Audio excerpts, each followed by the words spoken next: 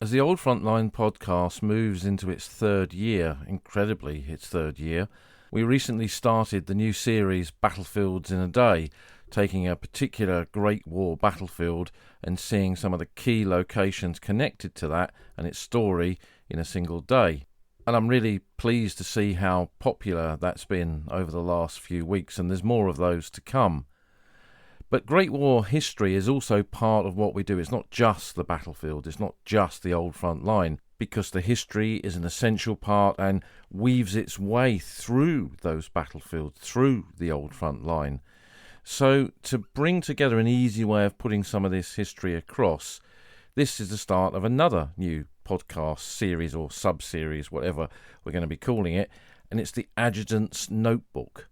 What is an adjutant? Well, every unit had an adjutant. He was like the executive officer whose job it was to keep the war diary and do the paperwork of the unit to make sure all the right indents are gone in for rations and ammunition and equipment and keep the battalion running.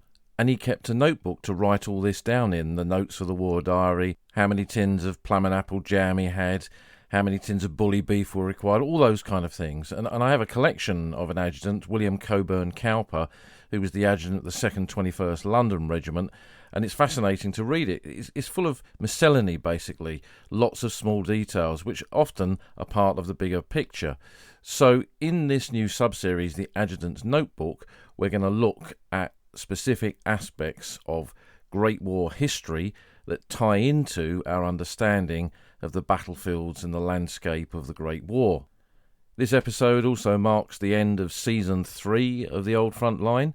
There'll be a couple of weeks off and we'll return at Easter, not long away, and that'll see the beginning of Season 4 with a lot more adjutant notebooks, a lot more battlefields in a day, and indeed a lot more besides.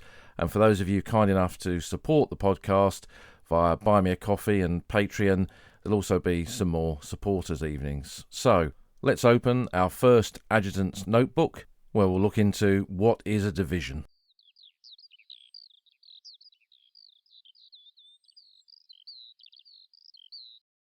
The question we're asking ourselves in this episode is, what is a division? So what is it? Well, a division is a formation of the British Army used in the Great War, in fact not just in the Great War, in previous wars and also in the Second World War and even today. Although the size of the British Army today is very, very much smaller, divisions still exist. It's called a division because this is the way the army divides itself up into small divided pockets of units that can then be utilised on a battlefield, and that's the key to understanding this. We often talk about divisions in this podcast. A division attacks here, a division takes over the line here, this is a memorial to a particular division, and I think it's worth understanding what a division was, what it did, and how it operated, and indeed what there is of it on the landscape of the Western Front and the Great War battlefields today. Its purpose pre-war was to create a self-contained unit, because the army realised from its experience in soldiering in the centuries before the Great War that you just can't send one vast army in and hope for the best, and that a division was a good way of utilising your troops. You needed a fighting component, the infantry, but by 1914, with the advancement of modern warfare, you needed support troops as well. You need guns to protect them, you need engineers to assist them on the battlefield, you need medics to pick them up when they're wounded or sick, and you need veterinary units for the horses, plus horse transport and all the other periphery that was needed to keep men in the field, to keep men on the battlefield. A division then is part of what you could describe as the army's family tree, with the king at the top, Lord Kitchener, Secretary of State for War, and then the commander of the British Army, which at the beginning of the war was Sir John French, the commander of the British Expeditionary Force, and then from the end of the Battle of Loos onwards in the change of command then, Sir Douglas Haig. Beneath that were the 5 armies of the British Army on the Western Front, 1st, 2nd, 3rd, 4th and 5th Army, reaching those 5 armies at the peak of the British Expeditionary Force on the Western Front. There were separate armies for Italy, for Salonika, and the units in Gallipoli and Mesopotamia and Palestine. But within each army, there were corps, army corps, and within those corps, this was a way of grouping divisions together. So you can see already it is like a bit of a family tree, with the senior echelon of the army at the top, the subdivision of the army into big commands, and then smaller commands, and then right down to battlefield level is the division. But what did all that matter to a soldier who fought on the battlefield of the Great War? He, as a soldier, identified himself with his regiment, but regiments didn't fight as regiments. They served as individual battalions, and those battalions were then attached to the divisions of the British Army. So aside feeling that loyalty to his battalion of his regiment, identifying where he came from, so a lad from Eastbourne joining the 11th Royal Sussex Regiment in 1914, the 1st South Downs, he would have identified himself with that. But his unit then became part of the British 39th Division, and many of the veterans that I spoke to in the 80s and 90s often talked about their division. Oh, we were the best division. No division was better than us. The lads who were in our division, they were the top troops of the British Army on the Western Front. And there was that kind of rivalry, and academic historians have looked into who was the best division and drawn, I must say, not always the same conclusions. It's a difficult thing to quantify. But the point here is not so much who was the best, but it's how soldiers identified and connected with the army they were a part of. So they all knew, obviously, which battalion or unit they were in, but the division was also something they were aware of. And in many divisions, particularly aware of that because they had a divisional insignia that was painted on their helmet, that was worn as a cloth patch on their uniform, or at the back, just below their collar. That was another way of doing it. So there was this identification and connection to the division itself. And there are some great books on divisional insignia of the Great War and on divisions themselves, and we'll put those onto the podcast website, links to them. But let's look at how a division is organised. And for the British Army in 1914, there were two principal types of divisions, an infantry division and a cavalry division. We'll start with the infantry division. On paper, this mustered just under 20,000 soldiers, and that would remain pretty consistent for most of the war as types of units were attached or taken away. On paper, pre-war, it equalled exactly 585 officers and 17,488 men. There was a chain of command within the division, so the commanding officer of a division was a major general. He was the general officer commanding, the GOC. He had a number of senior officers to support him in different roles within the division. So there was the assistant adjutant and quartermaster general. Now that's something that you possibly have never heard of before, but it was a really important role within a unit like this because he was the man who ensured that supplies got to the unit within the division, worked out who would get what when, what was required, made sure there was enough shells for the guns, enough ammunition for the troops, food for everybody, water supply, and all those kind of things, and also did a lot of the administration of the division in terms of its paperwork. And that also includes things like honours and awards, decorations for gallantry, and the war diaries of AAQMGs, the Assistant Adjutant Quartermaster General, often include details of citations for gallantry awards, which you don't find anywhere else. A little bit of a tip there for you. So you've got the Adjutant and Quartermaster General. You've then got the CRA, the Commander Royal Artillery. He's the senior officer in charge of the gunners, working out the fire plans, defensive fire, plans for using artillery to make attacks and things like that. Then assisting him is the Commander Royal Engineers, the CRE. He's in charge of all the engineering tasks of the division, both on the battlefield when they make an attack, but in the day-to-day activities of trench warfare when they're holding a line, improve their trenches, build new communication trenches and dugouts and positions, mortar pits, machine gun positions, and all those kinds of things. And toilets as well. That's an important part of it. So those chain of command positions from the GOC commanding the division down to the Assistant Adjutant and Quartermaster General, the CRA and the CRE, they were the management level of the division. They were the senior officers that managed the division on a daily basis and commanded it. And then below them, and their headquarters would be in a chateau away from the battlefield because they all had their own staff and would require space to do their work.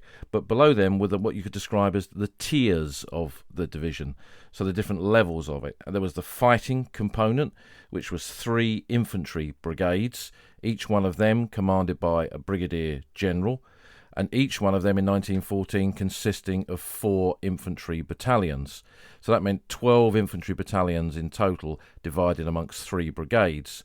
And again, when we look at the family tree of the British Army, we've come down to divisional level, and then in the division it's broken down even further into these 3 brigades. And what it means is that it's much easier to then place them on a battlefield, command them, conduct them, move them around and control them. That's the idea behind it, because if you just have 12 battalions under the sole command of the GOC and he's got to decide everything, that makes it a bit problematic to react to what's going on. So that's why you have the brigades, with the brigadier generals commanding each brigade. And the role of those brigades with their infantry battalions is to do the face-to-face fighting with the enemy, to make contact with the enemy and to fight those battles or hold the line. So that's the fighting component. Then you have other tiers of the division. The reconnaissance tier, that in 1914 would have been mounted troops. They weren't always referred to as any kind of reconnaissance unit, but that was their purpose. Horses moved rapidly.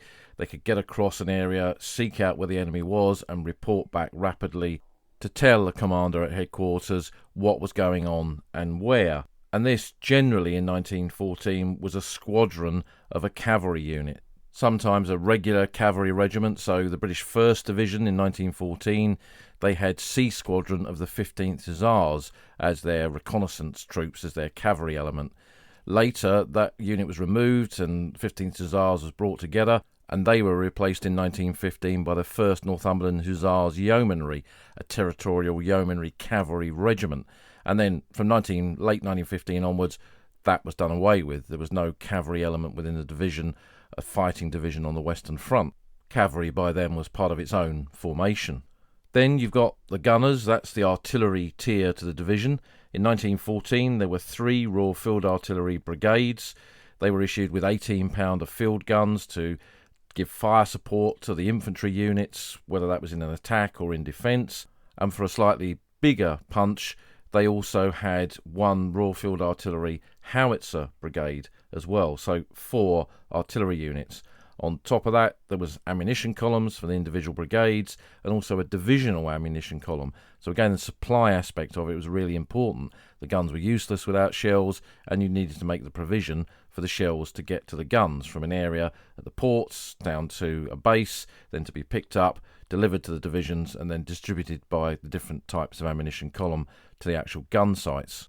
As the role of artillery changed, the separate howitzer brigade was removed, and by the time of the Battle of the Somme, let's say, there were generally 3 Royal Field Artillery brigades in each division. The next tier is the engineers, the sappers. The Royal Engineers had 2 field companies in a division in 1914, and then 3 from 1915 onwards. Their task was battlefield engineering, assisting in an attack to cut the wire, perhaps with Bangalore torpedoes, use other types of battlefield explosives to destroy structures or positions, general engineering tasks in the way that the battlefield was made up in terms of the trench system. And then in addition to general manual engineering tasks, there was a Royal Engineer Divisional Signalling Company in each division, and they were there to be the communications level of the division, to contact the battalion signallers on the battlefield of the infantry battalions. That was then information relayed to the Divisional Signal Company, which would link all of that up with the brigade headquarters and the different command echelons of the division. So the GOC commanding the division at divisional headquarters, and the Commander Royal Artillery, Commander Royal Engineers. And the Divisional Signal Company would connect all those up with static telephone lines or mobile communications, which would be mirrors, lamps and other devices to send Morse backwards and forwards to relay this information. These engineer units were usually pretty small, just a few hundred men, but they provided such an important part of what the division did. The engineer and the artillery aspects were just as important as the guns, and just as important as the other aspects that we're going to look at next. Because when a fight begins, men will become casualties, whether that's holding the line and they get sick, or going into battle and suffering wounds. So the medical side of it, there were 3 field ambulances of the Royal Army Medical Corps in each division, and they were there to set up a dressing station close to the battlefield to receive the wounded coming in, treat the wounded, and then pass them on to the next medical facility. And as we've described in some previous podcasts, that got more and more sophisticated as the war went on. And it meant that particularly once trench warfare began, the British Army adapted and changed, and it meant that as an individual soldier in one of these divisions, if you were hit, if you were wounded, or if you went sick, your chances of surviving that were pretty high because of the medical arrangements that there were in place. But it wasn't just men who became casualties. Horses, mules and donkeys did as well, and they were part of the transport elements of the division. So in a typical division there would be over 5,500 horses. So there were Army Veterinary Corps units that were there to look after the horses, the welfare of the horses, to try and treat horses that were wounded. They weren't automatically put down if they were hit. If the wound could be treated and the horse would heal, then the horse was kept. These were valuable commodities, the horses. And while the British Army in 1914 was one of the most mechanised in Europe, it still relied heavily on horse transport, and the Veterinary Corps units were an essential part of this division, just like the Royal Army Medical Corps was for the treatment and care of men. Linked into that was the divisional train. Now this wasn't a choo-choo train, this was the transport element of the division. The unit that moved all the stores, supplies, food, equipment and so on around.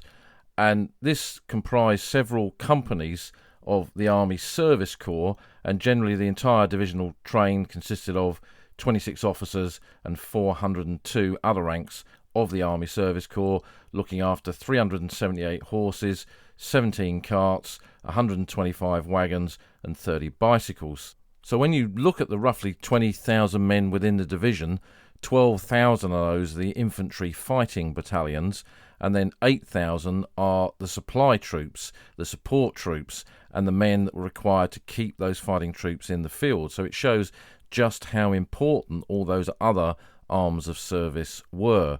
The infantry couldn't fight alone, the guns couldn't fight alone, the engineers couldn't fight alone. They all worked together in this big organisation, the division, that was self-contained, that could feed itself, supply itself and do its fighting. During the war there were wartime changes to the structure of the division. We've already mentioned how the cavalry element was removed.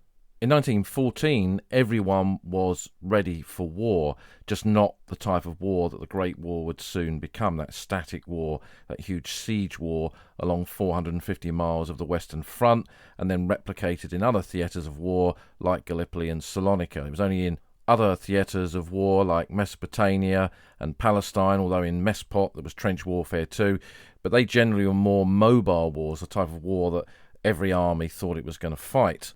So as the war changes and becomes more industrialised in many ways, the weapons and equipment required for the division changed as well. So in each infantry brigade in late 1915 they added a brigade machine gun company and a brigade trench mortar battery. The machine gun company saw the removal of the individual machine gun sections from infantry battalions and placing them in their own brigade machine gun company, giving additional firepower and enabling the machine guns to be directed more carefully and properly on the battlefield. The trench mortars were new weapons that the army did not go to war with trench mortars when the war was quite obviously a huge siege, and mortars had been used in siege warfare before. The British Army began to use them as well, as did all of the combatant nations along the Western Front. There was a variety of trench mortars used in the early stages, but generally, particularly by the time of the Battle of the Somme, the vast majority of brigade trench mortar batteries were issued with the Stokes mortar. This was like a big drain pipe, really, designed by Sir Wilfrid Stokes, and it fired a bomb which looked like a car exhaust. In fact, I've seen people on the battlefields today think that they're car exhausts off 2CVs and go to pick them up, not realising that they are a piece of ordnance. And they dropped into the tube, hit a detonator pin at the bottom, ignited a shotgun cartridge and a charge around the base of it that then propelled the round out of the mortar tube. There was a spoon, a lever like on a hand grenade, that flew off as it came out, and it went through the air and landed on the target and exploded. And a good team could get 8 to 10 of these in the air before the first one landed and having fired their salvo, they'd pack up their gear and go back to their billets, which was not popular with the infantry because it would result in a German retaliation. They weren't the ones that had fired the mortars, and the mortar men, the trench mortar men, had gone, and they didn't see the receiving end of the German retaliation. Anyway, they became a vital part of the division's firepower within a battlefield frontline area. But trench mortars developed, and there was a divisional level asset. So looking at the different tiers of the division, there was a divisional level trench mortar units, normally called X, Y, Z and V, and each one of those had a number next to it indicating what division they were from. So X6 was X battery trench mortars in the 6th Division, and so on. But the important aspects is what weapons they had. So the X, Y and Z trench mortar batteries, they were medium trench mortars, and they had 4 2-inch toffee apple or plum pudding trench mortar weapons. They fired a sphere on a stick that went through the air, landed on a target and destroyed positions, trenches, dugouts, whatever. And the V trench mortar was a heavy trench mortar battery, and they had 4 6-inch Newton trench mortars or 9.45-inch trench mortars, which were called the Flying Pig, which fired this huge trench mortar with fins on the back, and that would do a mighty damage to any target it hit on the battlefield. A pioneer battalion was added in 1915. This was an infantry battalion organised in the standard way of a normal infantry unit, but its task was not just to fight, it was there to do battlefield pioneer work on the battlefields themselves, in attacks, in defence. Many of them were recruited from areas of Britain where manual labour was commonplace, so quite a lot of battalions of the Durham Light Infantry, for example, were pioneer battalions. With the 3 brigade machine gun companies, a 4th one was added at divisional level, and that gave additional Vickers machine gun firepower to the whole division, and eventually in 1918 they were combined into a machine gun battalion where the 3 brigade machine gun companies were brought together with a divisional one and turned into this machine gun battalion, and that would take the number of the division. So Graham Seaton Hutchison, who we mentioned on the podcast before, his units were brought together into the 33rd Division machine gun unit called the 33rd Battalion Machine Gun Corps. There were also some miscellaneous units that were part of the order of battle of a division. For example, in mid-1917 they formed an employment company, which was a labour unit within the division. The investment in labour, whether at this level, at the divisional level, and then the creation of the Labour Corps, and then the employment of the Egyptian Labour Corps and Chinese Labour Corps, and other Labour Corps units really helped with the path to victory in that final year of the war, because manpower and the ability to do things on a battlefield with that manpower enabled the entire army to function properly.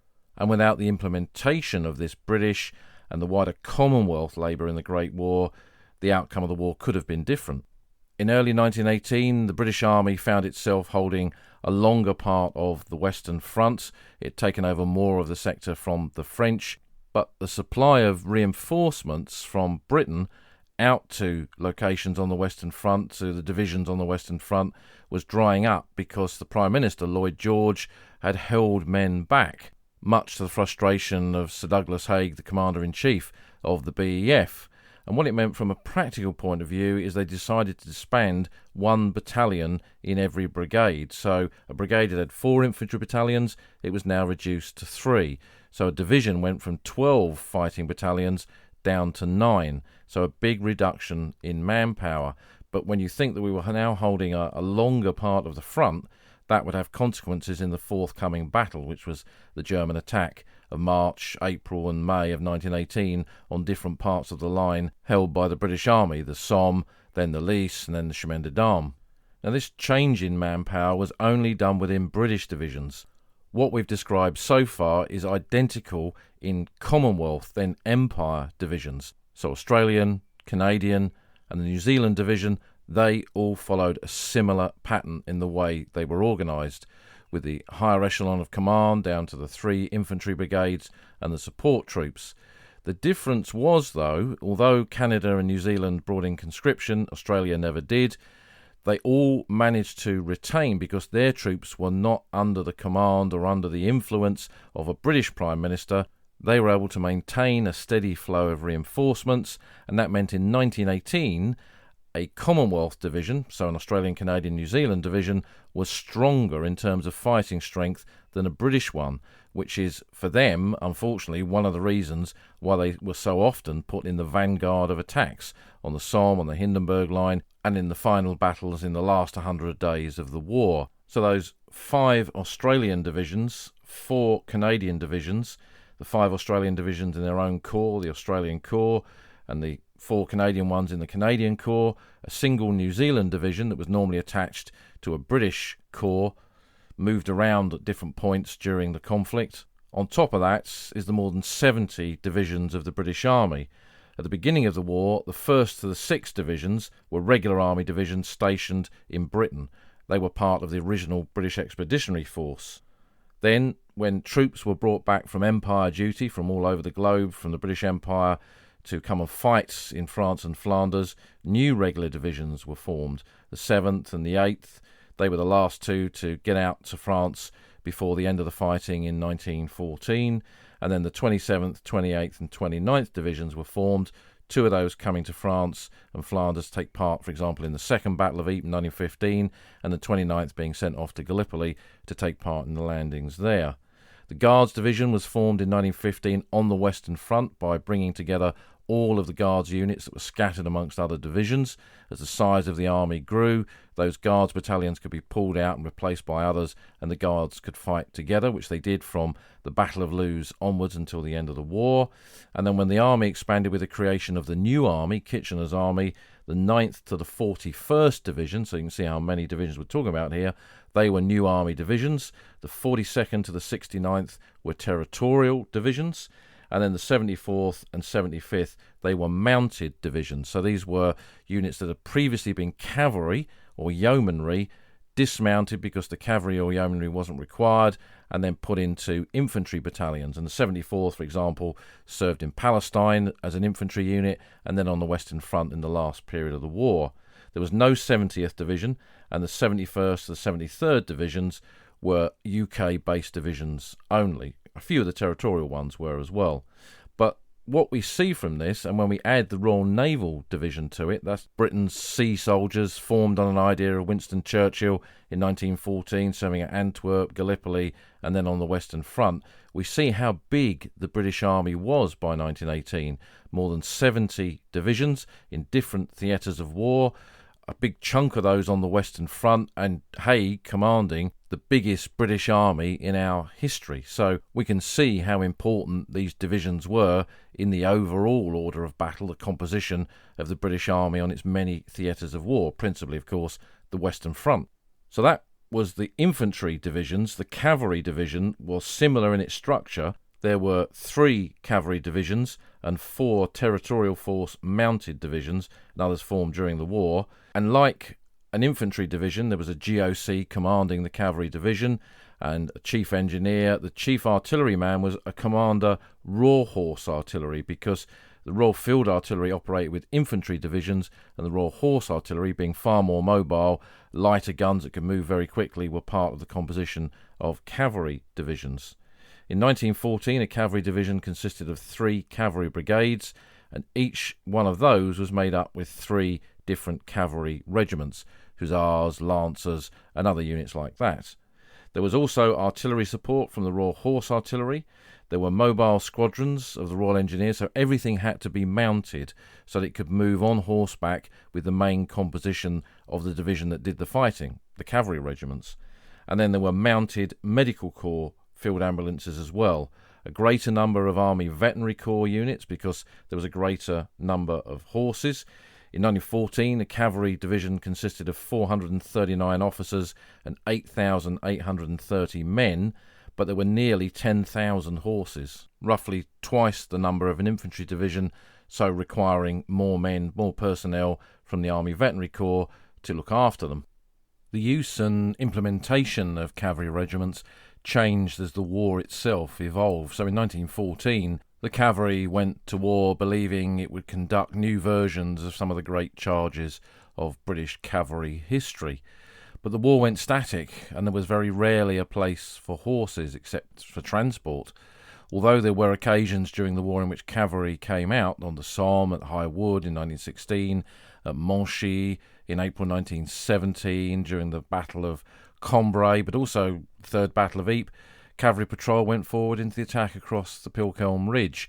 But it wasn't until the war became truly mobile again in the final phase that cavalry returned to the same kind of role that it was really geared up for in the early phase of the conflict, which was to advance rapidly, carry out reconnaissance roles and report back. And the last soldier to be killed in the British Expeditionary Force serving with a British unit was Trooper George Ellison from Leeds, with the 5th Lancers, killed near Mons on horseback on the morning of the 11th of November 1918.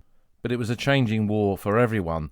The cavalry forced to adapt to the conditions of trench warfare, and even the 6 infantry divisions that made up the original British Expeditionary Force did not, by the end of that first year of the war, fight any kind of conflict that they'd imagined when they mobilised in August of 1914.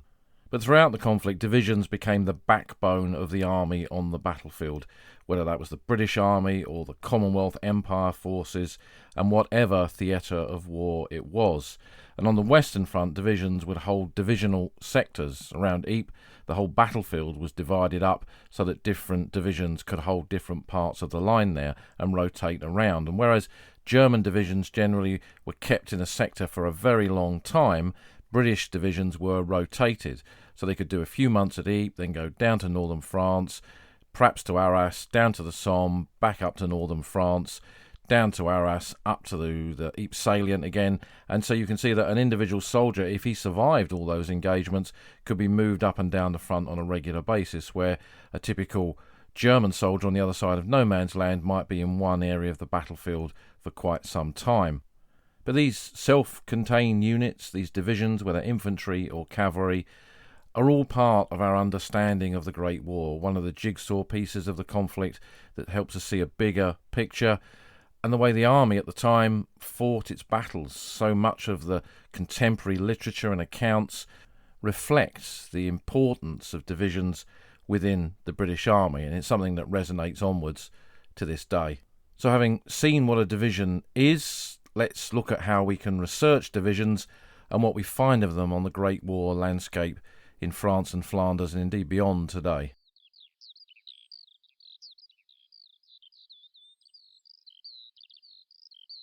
The starting point to research divisions in the Great War is the work conducted by Major A.F. Beck, who was a gunner officer employed by the War Office during the creation of the official history to write the history of the Great War based on official documents by direction of the historical section of the Committee of Imperial Defence, Order of Battle of Divisions.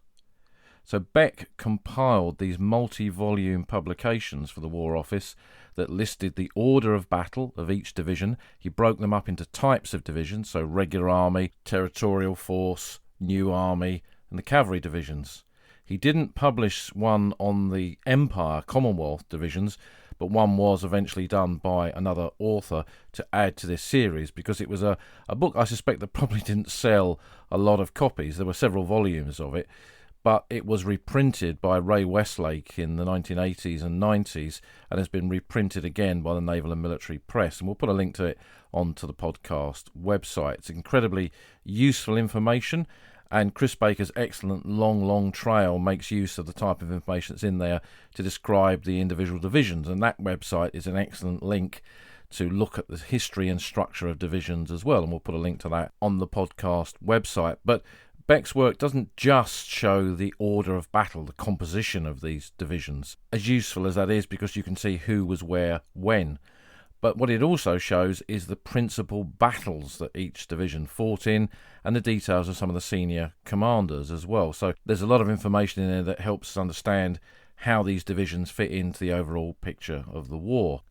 There's also war diaries. Every infantry unit within the division, all of the artillery, engineers, medical, veterinary, they all have their own war diaries. But one of the overlooked sources often for Great War study are the headquarters diaries of the First World War. Each general officer commanding of a division, the divisional headquarters, had its own diary. The commander of Royal Artillery, the commander of Royal Engineers, and the assistant adjutant and quartermaster general. For the Western Front, these are all online on the National Archives website. You can look them up, and they give often quite a lot of detail about what was going on in the whole divisional area, but they often contain really fascinating reports on trench raids, on operations that are not included in any other diary, and sometimes excellent maps as well. So that helps give depth to our understanding of what these divisions were doing and the kind of decisions that were being made at that command level. And the brigades within the division, the brigade headquarters, have war diaries as well. After the war, many divisions had old comrades associations. The old comrades link, men who'd served together, that was a really important thing in the post-war period for veterans who came back and struggled to kind of relay their experiences of the war to ordinary civilians, knew that they didn't have to explain it to men who'd served with them. So units that were perhaps regionally based, like territorial divisions, the West Lancashire Division or the East Lancashire Division, the London divisions, all of those units had a geographical base, and often men returned to those areas after the war and set up their own branches of the Divisional Old Comrades Association to meet up in their area. That was a very common thing, and there's a lot of contemporary ephemera and documentation, even divisional magazines of the Old Comrades units as well. But it wasn't just units that were based around a geographic area. Some of the regular divisions also had Old Comrades Associations, so it was quite a strong thing, really. And the presence of an Old Comrades Association often led to the publication of a divisional history. Now, there isn't one for every single division. Some divisions never published a history. The 39th Division, for example, despite having quite a lot of POWs units within it, like the 3 South Downs battalions and the Portsmouth POWs, for example, it never published a divisional history. But the ones that did often did have this link with meetups of old comrades, and they met up and no doubt decided that the history of what they'd done should not be forgotten, and a push was made to get some kind of volume out there describing what the division had done in the Great War. Some of these are pamphlets, some of them are massive books. 23rd Division, their history is a big volume with fold-out maps. 15th Scottish Division, another example, superb maps in a little pocket at the back of it. And I've been collecting these on and off for over 30-odd years. There's still a few I've yet to find, but Naval and Military Press republished most of them, so they're not too difficult to get hold of. There are paperback versions which are quite cheap. Some of the original first editions do fetch quite substantial amounts of money now, so it can be a bit prohibitive to try and get a first edition of them. But I learned from members of the Western Front Association back in the day the importance of these divisional histories, because they give us the context of the history of what was going on in a given area. And when you visit battlefields on a regular basis, and in those days, of course, back in the 80s, there weren't that many guidebooks. In fact, there was really only Rose Coombs' one. You could then use these divisional histories to try and piece together what happened in areas that you were visiting. So it gave another level to our understanding, and that's what their usefulness is. It's not the cold-hearted movement of troops from A to B to C to D. Some divisional histories are pretty basically written, quite cold or detached accounts of the fighting, but others go into it in great detail and put a lot of human stories in there. So I would say that divisional histories are a really important part of any Great War library, and it's worth looking out for some that cover areas that interest you. So if you're a Somme person, you like to visit the Somme and understand the Somme, the history of the 18th Eastern Division, who spent more time on the Somme probably than almost any other division in the British Army, that's worth seeking out. But beyond the divisional histories, what else did the men who served in these divisions want to do to commemorate their war? Meeting up was one way of doing it, publishing a divisional history was another way of doing it, but building a memorial was a further way of doing this. Now again, just like the divisional histories, not every division built a memorial, and the types of memorials that were built varied greatly.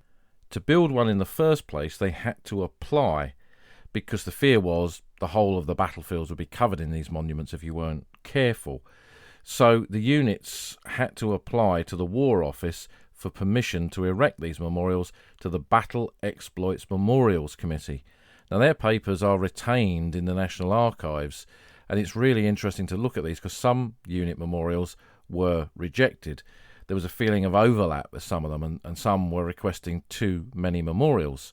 And it's quite curious really as to what memorials were eventually built, because some divisions had none, quite a lot of divisions had one, and a few divisions had several. 18th Eastern Division, who we mentioned before, who fought on the Somme, they have 3 memorials. 2 on the Somme, one at Trones Wood and one at Thiepval, and one on the Menin Road at Clapham Junction near Ypres.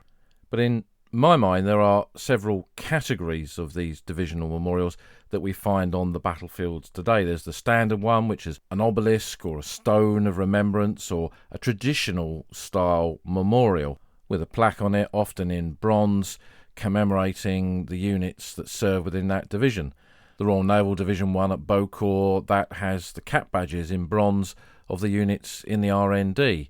The 14th Light Division Memorial at Hill 60, which was originally on the Bellewaerde Ridge at Railway Wood. It's lost a bit of its context by being there at Hill 60 now, but that's got a full order of battle of the division. It's quite a useful memorial to stand there with a group and explain to people what the orders of battles of divisions were and how they operated. So those are the standard types of memorials, but then there's the others I would describe as low-key memorials. So you've got things like the 56th London Division that formed in 1916, a pre-war division that had been disbanded, its battalions sent off into different units, reformed in time for the Battle of the Somme, and then fought in some of the most important battles on the Western Front. That has a plaque on the wall of a building in Arras, nothing more. The 46th North Midland Division, which fought at Loos, Gommecourt, and in the final battles of the war. It has quite a basic little cross at Loos overlooking the Hohenzollern Redoubt, a very small plaque commemorating its disaster at Gommecourt on the 1st of July on the wall of the Gommecourt Cemetery, and then a bigger memorial on the site of its triumph in 1918 when it crossed the St Quentin Canal. And the next level of memorial I would describe as a practical memorial. So something that an old comrades association commemorating the lads of their division who fought and died wanted to help rebuild a community or give something to a community where so many of their comrades had fallen. So the 66 East Lancs Division, which was a territorial division made up of battalions recruited in that East Lancashire area, constructed 2 memorials, one a stained glass window in the church at Passchendaele, where the division had suffered such heavy casualties in October of 1917. There they paid for a new window for the church, helped with the rebuilding of the church, so there was a stained glass window to commemorate their sacrifice, but it helped the people of Passchendaele recover from the destruction of their ground in the Great War. And then in the area of their final battles on the Western Front, in the autumn of 1918 at Le Cateau, they placed a horse trough memorial on the road to Landrecies, one of the villages just outside Le Cateau, close to where they were fighting. And this horse trough was there for the people of Le Cateau to bring their horses to get a drink when they were going about their business.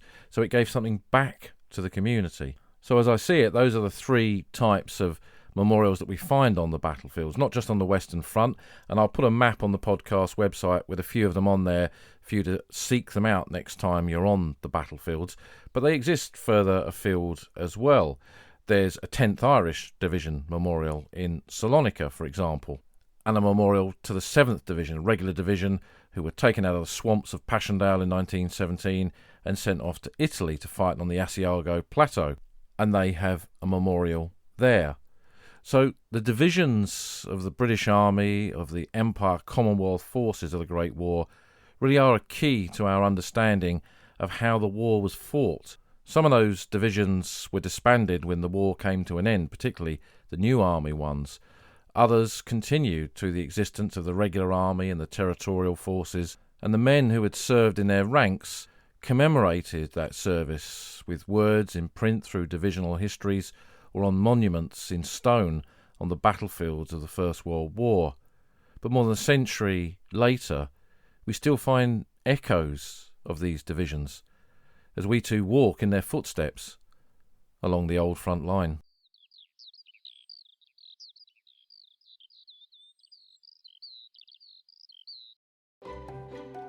You've been listening to an episode of The Old Front Line with me, military historian Paul Reed.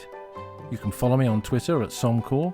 You can follow the podcast at Old Frontline Pod. Check out the website at oldfrontline.co.uk, where you'll find lots of podcast extras and photographs and links to books that are mentioned in the podcast. And if you feel like supporting us, You can go to our Patreon page, patreon.com/oldfrontline, or support us on Buy Me a Coffee at buymeacoffee.com/oldfrontline. Links to all of these are on our website. Thanks for listening, and we'll see you again soon.